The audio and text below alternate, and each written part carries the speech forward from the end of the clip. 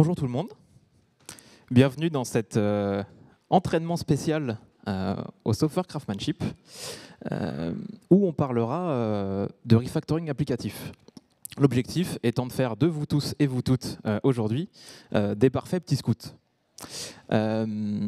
C'est assez intéressant de passer en fin de journée parce que du coup on a eu l'occasion de voir d'autres conférences aujourd'hui et notamment de faire le parallèle avec certaines. Notamment ce midi, on a eu une super conférence qui nous introduisait un peu les valeurs du craftsmanship de façon générale. Je ne sais pas si vous avez la chance d'aller la voir, conférence d'Elisabeth, je vous inviterai à aller la voir en replay en tout cas. Et donc là, on va profiter de ce créneau pour zoomer sur une pratique qui descend aussi de cette philosophie, de ces valeurs du craftsmanship, notamment qui est le refactoring. Avant de commencer vraiment rentrer dans le détail, on va partir d'un constat. Aujourd'hui, nos applications sur lesquelles on est amené à développer, elles grossissent naturellement au fil du temps, au fur et à mesure des fonctionnalités qu'on développe, un peu comme une forêt qui s'étend naturellement au fur et à mesure. Malheureusement, une forêt sauvage, un peu laissée à l'abandon, difficile d'accès, ça peut aussi être compliqué à entretenir. On peut voir un départ de feu quelque part, accidentel, qui arrive, et pour autant, si c'est difficile d'accès et qu'on n'arrive pas à y aller, ce départ de feu peut causer vraiment d'énormes ravages, et donc notamment des feux de forêt. Et ça, en tant que scout néophyte, les feux de forêt, ça ne vous plaît pas normalement. C'est quelque chose qu'on veut essayer d'éviter. Si on reprend un peu l'analogie avec nos applications, si notre application elle est difficilement maintenable, qu'on a du mal à identifier d'où viennent les problèmes, un bug détecté en prod, finalement, ça risque de nous faire brûler toute l'application. Notre boucle de feedback, quand on détecte en production un problème, elle est très très longue. Elle est très très loin du développement. Et donc ça peut nous coûter très cher à diagnostiquer, très cher à corriger. Et donc ça peut être encore plus complexe si l'application n'est pas maintenable. Ça peut rajouter encore son nœud d'emmêlement dans l'histoire. Et donc c'est une situation dans laquelle on ne peut pas arriver, parce que pour traiter ça, vous en doutez bien, il faut sortir tout en attirail, il faut arriver en mode pompier, et ça c'est quelque chose qui n'est pas tenable sur le long terme. Ça peut arriver de temps en temps, mais il faut que ça reste quelque chose de très épisodique. La solution à tout ça, finalement, ça va être de soigner son design applicatif et de le faire en continu. Et donc ça, c'est notamment via le refacto. Alors, quelques sujets qui sont importants avant de parler de refacto, qui seront pas abordés pendant le talk. Donc le premier, c'est d'écrire du code propre. Alors on vous met quand même des références ici pour que vous puissiez aller vous renseigner si ça ne vous parle pas. La première, ça va être le bouquin Clean Code de Robert Martin, donc notamment qui nous dit quelque chose qui paraît bête, mais de nommer clairement les choses. Ça, c'est très important d'être explicite dans ce qu'on fait. De faire simple. C'est difficile de faire simple, donc prenez le temps d'essayer de le faire. De respecter des conventions entre vous. D'essayer de laisser vos combats de guerre sainte de côté et d'appliquer des pratiques au sein de votre équipe. Et puis aussi de suivre la Boy Scout Rule, et ça nous intéresse particulièrement. L'idée étant de se dire, laissons le code plus propre qu'on l'a trouvé derrière nous. Une petite citation aussi qui va un peu dans ce sens-là, qui est assez rigolote et qui nous dit qu'il n'y a que deux choses difficiles en informatique, invalider le cache et nommer les choses. Tout ça pour dire que finalement c'est difficile de faire simple, c'est difficile de nommer les choses, et donc c'est OK de prendre le temps de le faire. Un deuxième sujet duquel on ne parlera pas là, mais pareil, autre conférence qu'on a eue aujourd'hui de Lise qui est juste là, pour vous mettre en sécurité avec un harnais de test. Quand vous lancez dans un refacto, si vous n'êtes pas couvert par des tests, vous allez avoir de vrais problèmes. Donc là, pareil, quelques biblios. Le must étant de faire du TDD, mais ce n'est pas quelque chose qui est simple à appréhender comme ça, donc il y a déjà plusieurs étapes. Le principal étant d'avoir des tests qui vous mettent en sécurité, à la fois fonctionnels, mais aussi non fonctionnels, des tests de performance, de sécurité, d'accessibilité, en fonction de vos contraintes projet. Une petite citation qui est intéressante, avec laquelle on est d'accord ou pas, qui provient du livre qu'on voit en bas à droite, qui est de se dire qu'en fait le code legacy, c'est simplement du code qui n'est pas testé. Voilà, donc on peut réfléchir un peu à cette situation, on peut être d'accord ou pas, mais ça pose un peu les bases de se dire le niveau d'importance d'avoir un harnais de test pour pouvoir faire évoluer notre code et qui ne finisse pas à être du code legacy.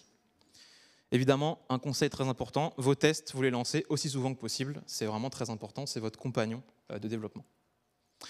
Donc, on a parlé de design applicatif, on a dit que c'était important de le soigner. Donc, avant de voir comment le soigner, on va essayer de se dire qu'est-ce qu'on pourrait avoir comme piste pour identifier des choses à refactorer. Donc, dans le design applicatif, vous avez vraiment plein de choses, de la clean architecture, des design patterns, etc. Moi, j'ai choisi aujourd'hui de vous parler des principes solides.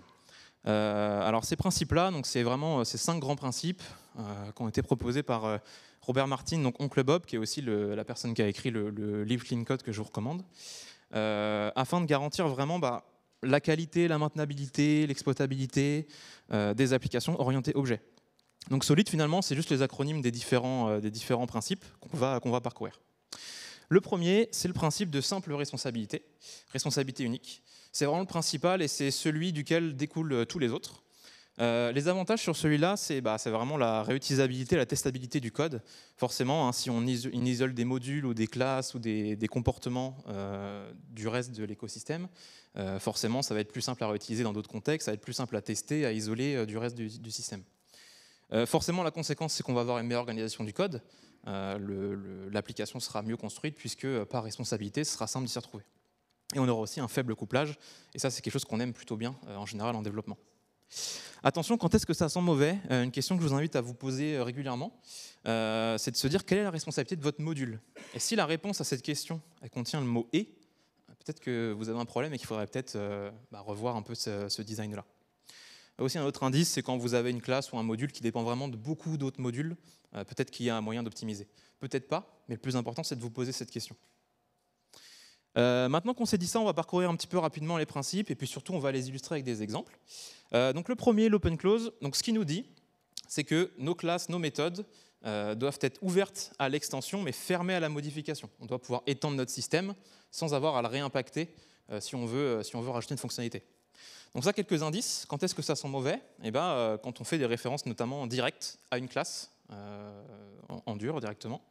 Quand on fait un peu d'instanciation conditionnelle à des endroits où ça ne devrait pas avoir lieu, par exemple dans un constructeur, on sent que ça ne sent pas très bon. Et puis quand on a des instructions complexes aussi sur des if, else, des switch, sur des types, etc., on sent que ça ne sent pas très bon. Petit exemple pour illustrer. Donc vous avez ici une façon de calculer une aire, avec un calculateur d'aire, donc notre class shape qui permet de calculer une aire. Et puis on voit bien que quand on a un rectangle, on calcule l'aire du rectangle. Quand on a un cercle, on calcule l'aire du cercle. Et puis on voit que nos classes rectangle et cercle, elles héritent chacune, elles étendent chacune shape, et puis elles ont leurs propres attributs. Bon, ça, ok, mais c'est pas terrible. On voit qu'on a des instances conditionnelles. Et donc une solution ici, ça va être de se dire, on va introduire une interface qui va cette fois exposer un calcul d'aire. Donc notre forme, qu'est-ce qu'elle fait? Elle met à disposition son aire. Donc maintenant, ce qu'on a, c'est qu'on a un rectangle qui est une forme, un cercle qui est une forme, et une calculatrice. Donc on a fait même émerger un nouveau concept de faire ce calcul-là. Et donc là, tout ce qu'on a à faire maintenant, c'est juste prendre toutes nos formes et puis sommer leur aire. Là, on voit bien que si on veut ajouter un cas d'usage triangle, en fait, c'est hyper facile. On rajoute un triangle qui implémente la forme et qui a sa propre logique. Si on voulait le faire dans le cas précédent, il fallait du coup toujours créer cette classe triangle, mais là, cette fois, arriver en modification sur ce code-là. Et ça, c'est vraiment pas ce qu'on a envie de faire. Donc voilà pour ce premier principe. Le suivant, c'est la substitution de Liskov. Alors là, l'idée, c'est de se dire que les objets d'une classe parente doivent pouvoir être substituables par les objets qui en héritent, donc des classes enfants, sans casser fondamentalement le comportement de l'application. Alors ça peut être assez abstrait comme principe, mais on va aussi l'illustrer. Et donc là, l'idée, c'est une phrase un peu connue, mais c'est de se dire que ça sent mauvais quand, si ça ressemble à un canard, que ça cancane comme un canard, mais que ça a besoin de piles pour ça, peut-être que c'est pas un canard. C'est-à-dire que si on le jette dans l'eau, peut-être que ça va pas marcher, quoi. Donc là, ça sent mauvais aussi quand on a une modification vraiment totale du comportement hérité dans la sous-classe, ou même pire, quand on lève des exceptions alors que ça ne devrait pas. Donc ça, c'est vraiment des indices de mauvaises pratiques. Donc un petit exemple. Par exemple, pour avoir une classe oiseau, jusque-là, on se dit un oiseau, ça vole. Ok, c'est communément admis. Donc on a notre canard, qui est un oiseau, et puis on a aussi une autruche. Bon, l'autruche, c'est un oiseau. Ah, pas de bol, les autruches, ça vole pas. Qu'est-ce qu'on va faire? On va se dire, mon autruche, elle vole pas. Sauf que là, vous venez de casser le comportement de l'application. C'est-à-dire que vous ne pouvez pas remplacer oiseau par autruche en garantissant que votre application continuera à fonctionner de façon nominale. Donc une petite réponse à ça, c'est faire un peu de design objet, qui n'est pas très poussé, vous me l'accorderez. Mais cette fois, on a un oiseau, et puis on a un oiseau volant qui, lui, cette fois, peut voler, qui est un oiseau et qui peut voler. Et donc cette fois, notre canard devient un oiseau volant, notre autruche devient un oiseau, et on n'a plus de problème. Troisième principe, donc quatrième, pardon, ça va être la ségrégation d'interface, le principe de ségrégation d'interface. Donc là, l'idée, c'est vraiment de se dire que les clients, donc les classes, les modules, ce que vous voulez mettre derrière, ne doivent pas être obligés de dépendre de méthodes ou de fonctionnalités dont elles n'ont pas besoin, qu'elles n'utilisent pas. Donc là, attention, deux cas de figure où on sent qu'on ne respecte pas trop ce principe. C'est quand on utilise systématiquement une interface de type ma classe interface, un peu par automatisme, on ne se pose pas forcément la question de pourquoi on fait ça, qui reprend toutes les méthodes publiques de la classe ma classe, et puis voilà, un peu machinalement. Ça, on sent que ça ne sert pas à grand chose.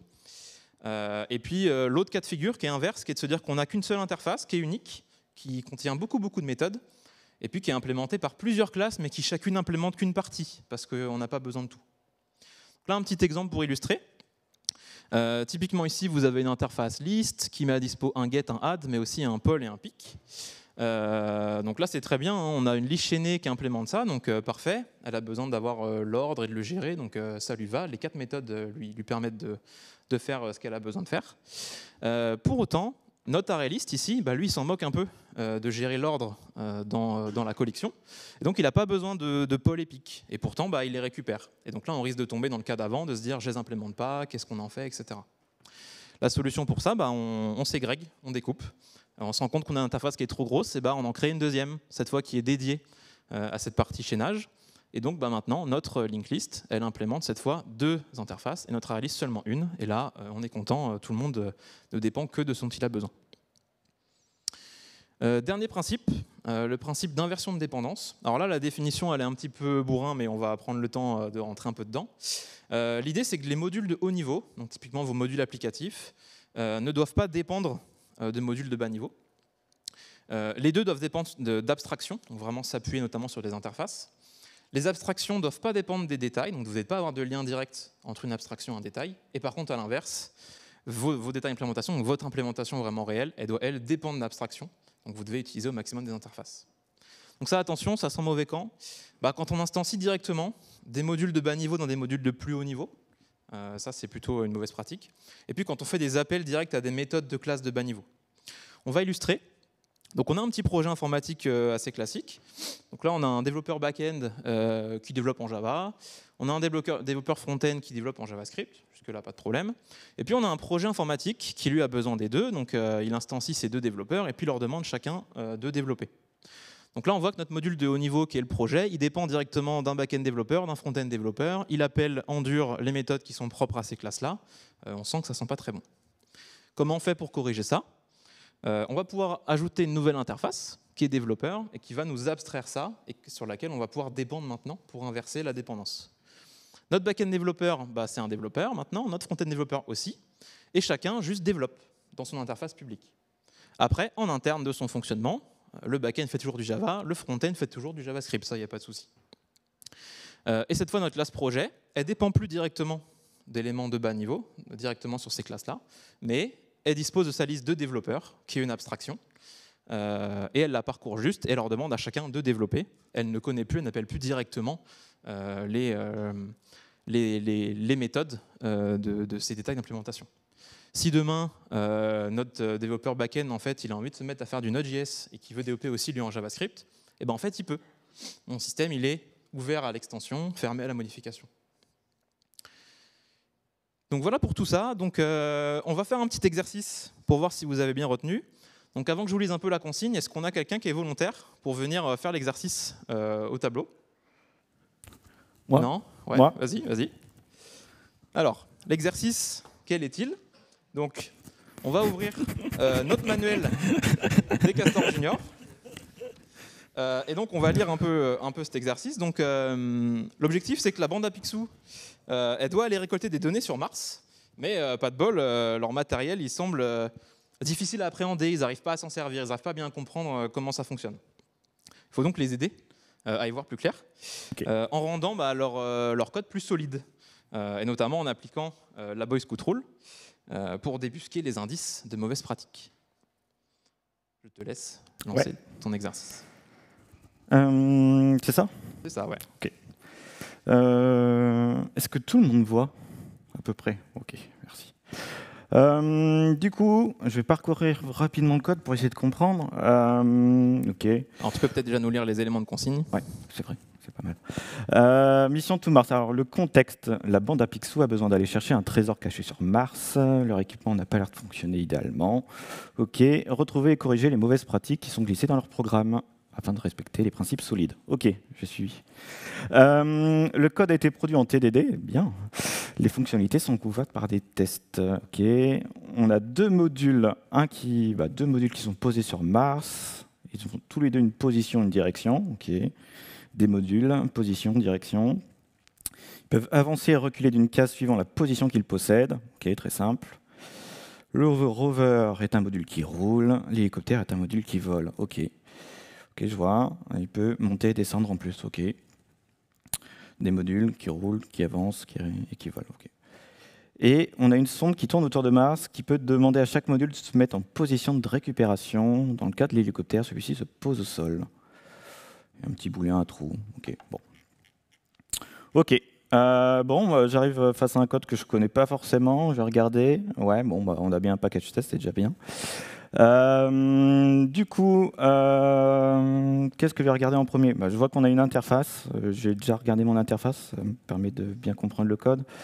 Alors du coup, mon module martien, il a une position. Il s'est avancé, reculé, monter, descendre, activer, récupération. Bon, ça, c'est que des choses que j'ai vues dans l'énoncé. Rien qui me choque pour le moment. Bon, j'ai l'impression que c'est pas mal. Il y a une petite énum. J'ai regardé l'énum. Nord, sud, ouest, est. Bon, à part que j'aurais fait est-ouest en soi, ça marche. Je vois pas de truc. Regardez l'hélicoptère. L'hélicoptère, ok. Déjà, il extend the rover, il implémente le module martien. Bon, l'interface, on l'a vu. Mais je vais déjà regarder le rover, du coup, parce que bon, ça me permettra de mieux comprendre ce qu'il fait réellement. Donc là, mon rover, il a une direction, une position, son petit booléen, ok, un constructeur, rien de choquant. Une méthode avancée, une méthode reculée. Ok, déjà, il y a un truc qui ne me plaît pas forcément. Je vois un gros switch. Alors, je ne sais pas pourquoi, je ne connais pas le code, mais to do, analyser. C'est pas mon clavier. Analyser, gros switch. J'ai vu que c'est des trucs pas très évolutifs. Si jamais on rajoute un truc dans l'énum, ça marche pas très bien. Bon, je regarderai plus tard. Je ne suis pas capable d'analyser là pour le moment, mais bon, je me note ça pour plus tard, quand j'aurai le temps. Monter, descendre, ok. Un rover ne vole pas. Je te l'affirme, ouais, c'est dans l'énoncé. Ça me va pas. Pareil, to do. Qu'est-ce que je pourrais faire? Je pense que problème d'interface. Déjà, je me note tout ça, parce que bon, je suis en train de faire de l'analyse, etc. Je pourrais peut-être reprendre ça plus tard. Mais bon, ça me va pas. L'une sur partie d'exception, je sais plus quel principe c'était là, Liskov, là, je crois. Ok. Activer récupération, position. Bon, ok, le reste, ça me va. Monter, descendre, c'est la même chose. Je vais revenir à mon hélicoptère. Mon hélicoptère, qu'est-ce qu'il fait? Du coup, il extend rover. Et qu'est-ce qu'il fait en plus? Il monte et il descend. Bon, voilà, ok, rien à dire. Ça me va, dans le principe. Position que j'ai pas regardé. Du coup, position, j'ai un X, un Y, un Z, constructeur, des getters, un equals, un hashcode. Bon, à part mettre du lombok, je vois pas quoi faire d'autre. Et une sonde. Ok, donc j'ai une méthode publique déjà préparée à récupération. Et je vois que là, ok, on a des modules martiens en paramètres. Et je vois que on fait un gros instance-off là, dans mon module, et on pose l'hélicoptère si c'est un hélicoptère. C'est un problème en fait. Si on veut poser l'hélicoptère, il y a le nom de la classe qui devrait le faire en fait. Il y a poser l'hélicoptère, c'est l'hélicoptère qui doit savoir qu'il doit se poser en fait. To do, refacto, mettre ça dans hélicoptère. Ok. Puis après, c'est des méthodes privées que je déplacerai sans doute en même temps. Bon, j'ai regardé un peu tout le code. Je vais déjà pas perdre un peu l'analyse que j'ai faite. Bon, moi, j'ai pris un peu l'habitude de me faire quand je fais des reviews, etc. Quand il y a des trucs que je comprends pas, je me les note. Et pour plus tard, ça vaut pas. C'est pas grand-chose de commit et de revenir plus tard, ça permet de pas perdre tout ça. Et bah go, je pense que je vais me lancer dans les refactos, hein, parce que... Alors, quel est le premier réflexe? On veut se mettre en sécurité. Ah oui, lancer les tests. J'ai pas regardé les tests, c'est vrai. Alors déjà, hop, je vais les runner, comme ça on verra. Donc c'est vrai que l'énoncé, il a dit qu'on était couvert par les tests. Je vais regarder rapidement quand même. Je vois qu'on a une classe hélicoptère rover sonde de test. Ok, ça me paraît legit. J'ai pas regardé vite fait la structure. Ouais, des doigts avancés, doigts reculer une case, etc. Effectivement, je vais pas regarder tout dans le détail, mais ça a l'air d'être bien fait. Pareil sur le rover. Pareil sur la sonde. Bon, pour une fois, on va se fier à un README. C'est assez rare sur un projet. Bon, bah, je vais me lancer. Je vais prendre dans l'ordre que j'ai vu. Côté rover, ok. Donc, qu'est-ce qu'on a vu? Je m'étais dit problème d'interface, ok. Monter, descendre, le rover, il ne sait pas faire. Et il n'y a que l'hélicoptère qui sait faire, ok. En fait, ce qui ne me va pas, c'est que mon module martien est trop gros. En fait, mon module martien, effectivement, c'est bien pour un roulant, mais c'est pas bien pour un volant. En fait, ce que j'ai juste envie de faire, c'est de créer une interface. Hein. Me faire un module martien volant. Je ne suis pas très inspiré, mais au moins c'est parlant. Oui, tu peux add si tu veux. Et ce que je vais faire, je vais juste dire, OK, monter, descendre, hop, c'est ta responsabilité. J'oublie pas de dire que tu extends bien sûr de module martien, parce que tu as le droit de faire tout ce que fait l'autre. Plus ça. Il n'y a plus qu'à corriger là où ça ne compile pas. On va prendre dans l'ordre hélicoptère, du coup tu as un module martien volant. Et tu montes et tu descends, c'est bien. Et mon rover, du coup, effectivement, toi tu implémentes ce module martien. Tu n'as plus les méthodes montée-descendre, c'est exactement ce que je veux. Je supprime, et c'est bon. En théorie, on est bon. Je regarde juste. Effectivement, ma sonde... Pourquoi elle ne compile plus ma sonde? Ma sonde, bon, je vais refacto plus tard, mais mon module martien, ok, en fait, j'appelle module martien descendre. En fait, il n'y a que le module martien volant qui sait descendre. Hop. Donc, non. On va dire ça. C'est mieux. Mon module martien volant, pareil ici, pose hélicoptère, c'est module martien. Instance of hélicoptère. Bon, c'est pas très propre. De toute façon, je vais le refacto plus tard. Je vais le cast en hélicoptère. C'est assez simple. Déjà dans un premier temps, ça va marcher. Et let's go, je relance mes tests. Je pense que j'ai fini. Hein. Bah oui, Gonel, t'as réécrit ça. Mais oui. CTRL-C, CTRL-V. C'est mieux. Bon. Allez, let's go. Qu'est-ce qui se passe? Ok. Ok, je viens de changer mes interfaces, etc. J'ai mes tests qui plantent. J'aime pas ça souvent. Qu'est-ce qu'il y a? Effectivement, dans l'hélicoptère, on appelle monter, on appelle descendre. Effectivement, ouais, c'est ce qu'on veut faire. C'était juste mon SUT. C'est un module martien volant maintenant en hélicoptère. Juste ça, faut pas avoir peur. Et go, hein, je vais tout rerun. Qu'est-ce que j'ai fait? J'ai pas... Effectivement, j'ai des tests qui en fait ils servent plus à rien. On a une surprise d'exception, c'est pas du tout propre et en fait il monte plus, il descend plus mon rover. Je supprime des tests en fait, c'est assez simple. C'est plus de sa responsabilité. Alors attention, dans la vraie vie, posez-vous toujours la question avant de supprimer des tests. Est-ce que vraiment, c'est plus de la responsabilité?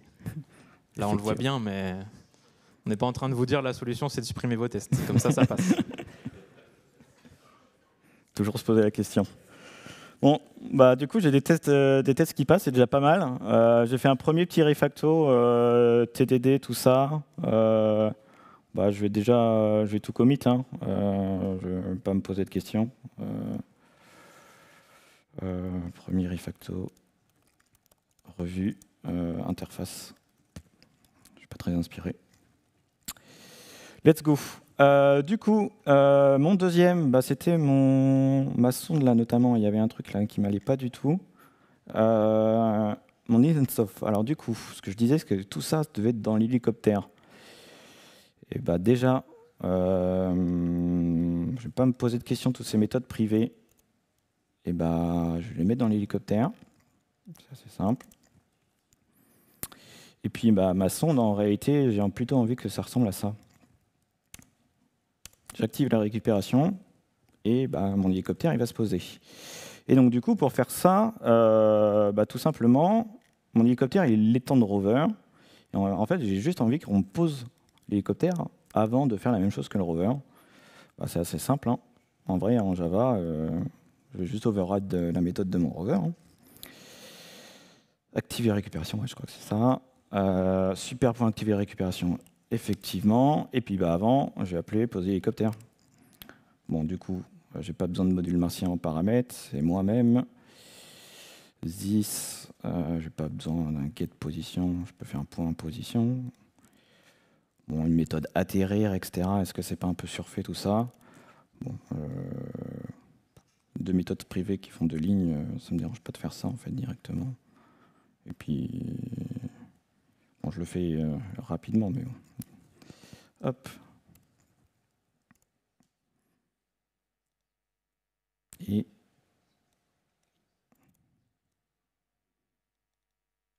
non. Mais qu'est-ce que j'ai fait? Tu as laissé le descendre, oui. qui n'est pas la position qui descend. C'est Zis qui descend, bien sûr, c'est moi-même. Et c'est ça que je voulais changer. Et puis mon int altitude ne me sert plus à rien.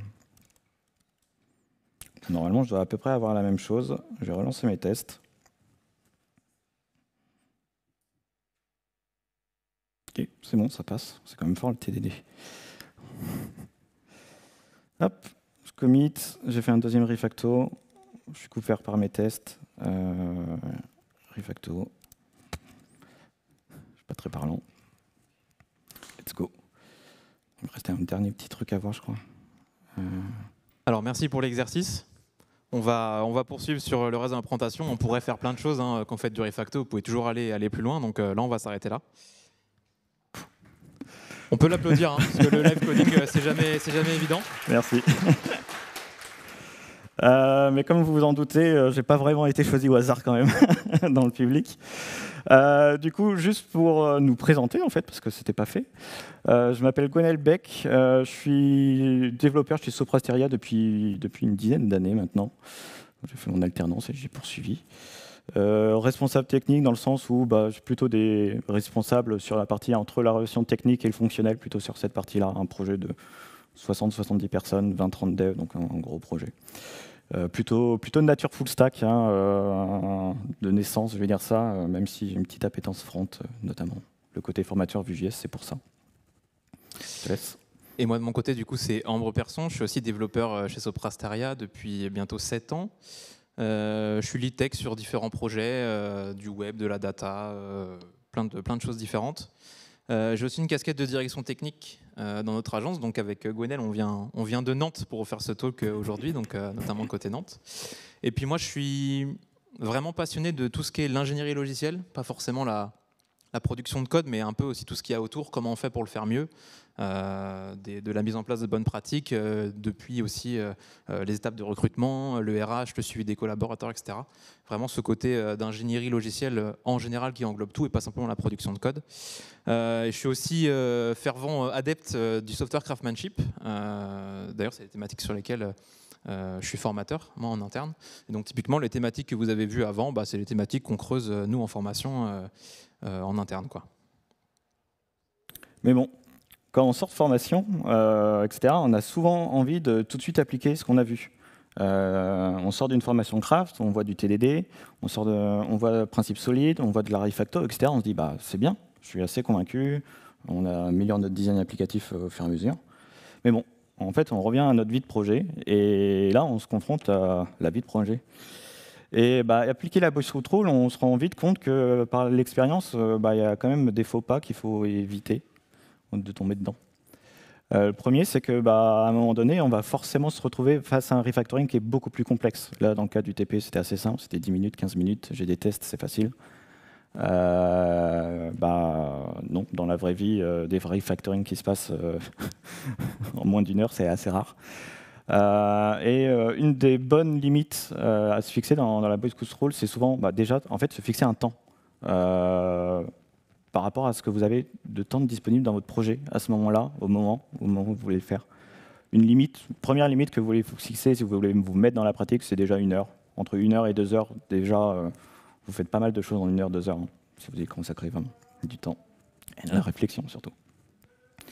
Et deuxième point faible, et c'est un mot qui fait peur, le mot régression. Ça y est, on parle du mot régression quand on parle du refactoring, souvent ils sont vite associés, on ne sait pas pourquoi.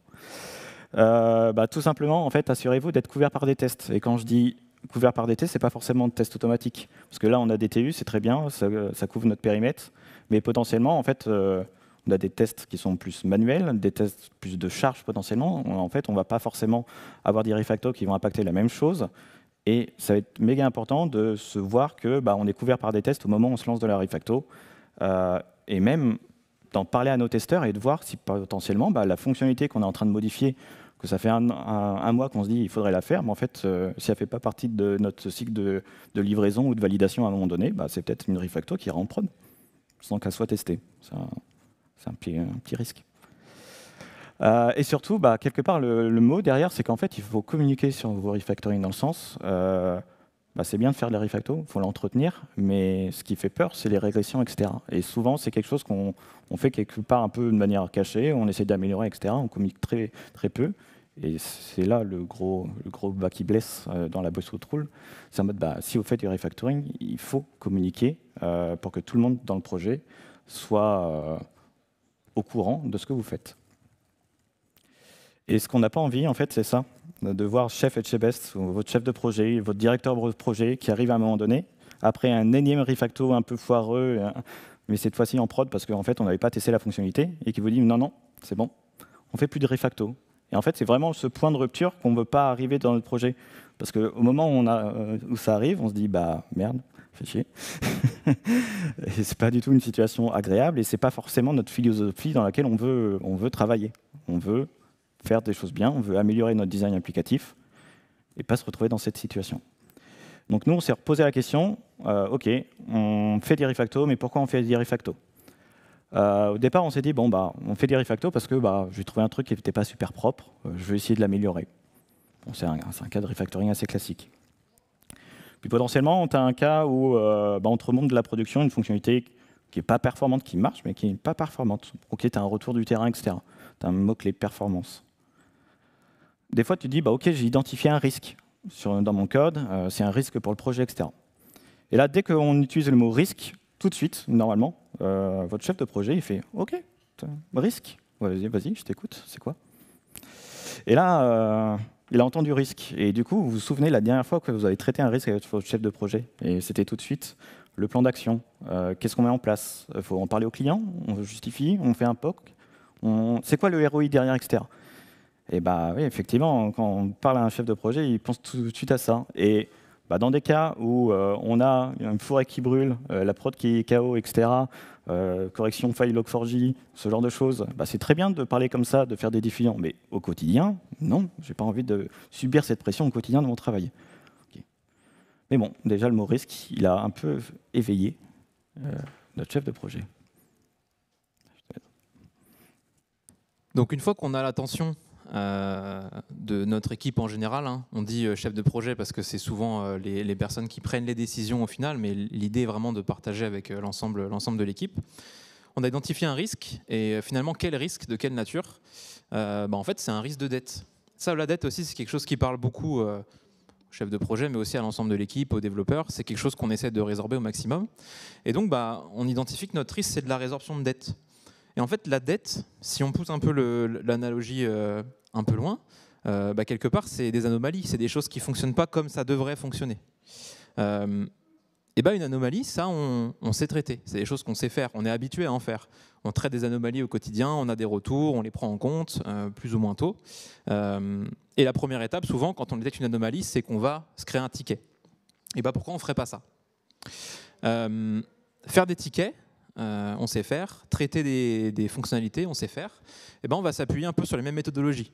Alors là, on vous propose une vue qui se base sur la méthode Scrum, mais l'idée étant de se dire de se greffer à vos méthodologies projet, ce que vous êtes habitué à faire.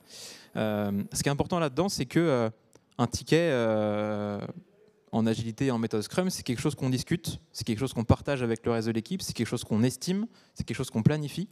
Et donc, on va vraiment s'appuyer sur toute cette philosophie-là. Alors du coup, comment on fait pour traiter cette dette et donc ces tickets de refacto? La première étape, ça va vraiment être de constituer votre backlog.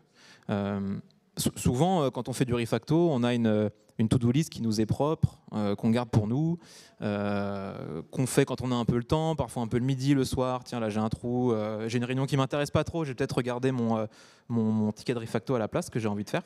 Mais en fait, ça c'est pas une bonne idée parce que vous êtes tout seul à avoir vos sujets de refacto, vous êtes un peu un point unique et ça on n'aime pas trop en général les SPOF dans nos architectures informatiques, donc il faut que ça apparaisse dans notre comportement. Et donc il faut vraiment consolider toutes vos idées, tout ce que vous voyez passer. Là un peu ce que Gwenaël a fait en mettant des petits to-do, essayez en plus d'aller plus loin et de les partager avec tout le monde dans un endroit unique qui est connu de l'ensemble de l'équipe. La deuxième étape, c'est que maintenant toutes ces remontées-là, il faut les affiner, il faut en discuter. Faut en discuter de la pertinence, parce que peut-être qu'en fait on avait mal compris la problématique. Peut-être que c'est normal finalement que ça ait été fait comme ça, ce qui a été remonté. Et aussi discuter des éventuelles implications. On l'a dit, un refacto, parfois c'est pas neutre, parfois ça peut avoir des régressions. Donc il faut vraiment bien identifier ça.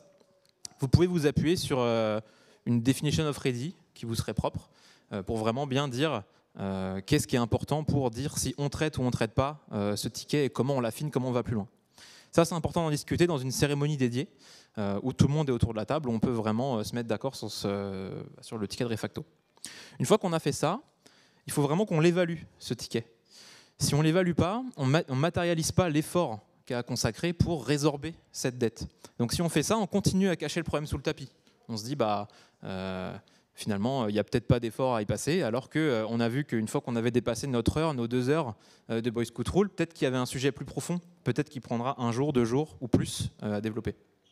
Et puis enfin, donc ça assez classique, maintenant que vous êtes à ce niveau-là de maturité, vous avez tous les outils pour prioriser ce ticket et le planifier, comme vous faites d'habitude avec vos tickets de fonctionnalité ou de correction de bugs. Ce qui est vraiment important dans ces étapes-là, c'est de légitimer cette activité de refactoring et que ça soit plus quelque chose que vous cachez ou vous faites dans votre coin, mais que ça devienne vraiment une pratique d'équipe en la rendant visible justement.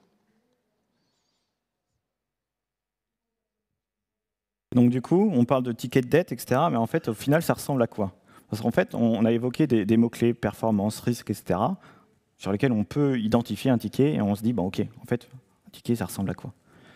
En fait, c'est important tout simplement de préciser le contexte. Comment vous l'avez trouvé? C'est quoi, quelle remontée, etc. Est-ce que c'est une nano historique? Est-ce que c'est du refactoring qui a été changé, etc. Dans quel contexte il a été fait? Ou quand, comment? Est-ce que voilà. C'est tout bête, mais essayez de thématiser aussi vos tickets, dans le sens où c'est plus facile de les trier, plus facile de les prioriser. Est-ce que c'est une partie robustesse, maintenabilité, sécurité? C'est assez simple. Enfin, dans un backlog, en fait, sa vie, il faut l'accommoder à votre contexte.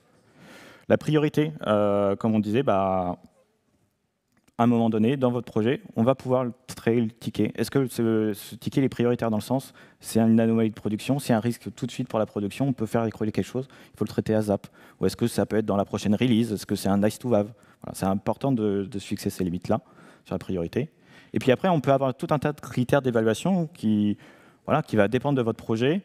On a mis une petite liste ici. Nous, on essaye souvent de se poser la question, est-ce qu'on a un patrimoine de tests couvrant? Et en fait, déjà de tests unitaires. Se poser la question, au moment où je fais du refactoring, est-ce que je suis couvert par un TU? En fait, dans nos projets, des fois, c'est non. Et en fait, un des plans d'action à faire, du coup, c'est mettre en place des TU à ce moment-là aussi. Est-ce qu'il y a un fort risque de régression associé? Potentiellement. C'est quoi la complexité de le refacto? Est-ce que c'est technique? Est-ce que c'est du fonctionnel? Est-ce que c'est un expert? Est-ce que c'est un junior qui va devoir le faire? Et quel gain à réaliser? Souvent, le mot-clé ROI, il parle à l'ensemble, et forcément, un ROI, c'est pas forcément chiffré, ça peut être de la maintenabilité, etc. En fait, c'est apprendre aussi à mieux communiquer sur ce que va apporter la dette. Et c'est ça, ce travail de rendre légitime, notre travail de Refacto. Et du coup, ajouter tous les éléments qui permettront de traiter efficacement vos tickets dans le contexte de votre projet, et avec vos mots, tout simplement. Petit takeaway, si vous devez retenir quelque chose de cette conférence, soignez votre design applicatif dans le sens où c'est un combat de tous les jours. C'est pas parce qu'on a défini une architecture au début de projet qu'il ne faut pas la redéfinir 3 mois plus tard, 6 mois plus tard. Il faut se rechallenger, etc. Les pratiques évoluent, le besoin évolue. C'est un combat de tous les jours. Essayez d'être couvert des tests avant de vous lancer dans un Refacto. Et si ce n'est pas le cas dans le sens automatique, communiquez vis-à-vis de vos testeurs, etc., de voir s'il y a un moment donné, dans votre cycle projet, vous aurez quelque chose qui permettra de tester et adapter le plan vis-à-vis de ça. Appliquez la box rule dès que possible. Il y a beaucoup de Refacto ou revues de code qu'on fait, où à un moment donné, entre midi et deux, on relit du code parce qu'on ne l'avait pas très bien compris, et puis on voit des choses, n'hésitez pas à les noter et puis à les remonter. Et puis dès que c'est en mode, j'ai 1 heure ici, comme ça vous aurez le temps de traiter. D'ailleurs, voire même plus, en Boy Scout Rule, les traiter au fil de l'eau, quand vous pouvez. Vous voyez que c'est rapide, vous ne dites pas c'est rapide, c'est moche, mais ça mettrait 15 secondes à le faire, du coup faites-le. Aussi, vos sujets de Refacto, du coup, les gardez pas pour vous. Ça, c'est vraiment très important. Les gardez pas pour vous dans votre coin, il faut que vous les partagiez pour que ce soit connu de tous. Il faut aussi discuter de ce que vous faites. C'est-à-dire que potentiellement, vous avez identifié un Refacto, vous l'avez traité parce que c'était rapide. Ce n'est pas une raison pour ne pas le dire. Ça peut être intéressant d'envoyer un petit message pour prévenir l'équipe, pour dire voilà, j'ai traité ce sujet-là, là, c'était pas terrible. J'ai renommé pour que ça ait plus de sens. J'ai fait un changement un peu design applicatif pour que ça réponde mieux aux principes solides, par exemple, qu'on a vu là, ou d'autres raisons. Mais surtout, discuter de ça avec les gens de votre équipe. Et en fait, finalement, la finalité de tout ça et de tout ce qu'on vous a présenté aujourd'hui, c'est de se dire rendez vraiment légitime vos sujets de Refacto, parce que bien souvent, ça cache des problématiques qui sont importantes et qui peuvent mettre en risque vraiment nos projets, comme on l'a vu. Et donc, sentez-vous légitime de les traiter comme n'importe quel ticket que vous êtes amené à traiter, que ce soit de l'évolution, de l'anomalie ou de l'amélioration. Merci pour votre attention. Merci à tous. N'hésitez pas à...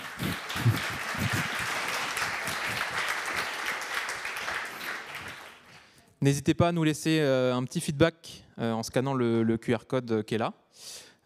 C'était notre première conférence, donc on est très preneurs de vos retours. Et on n'a malheureusement plus le temps pour des questions, mais merci de votre attention.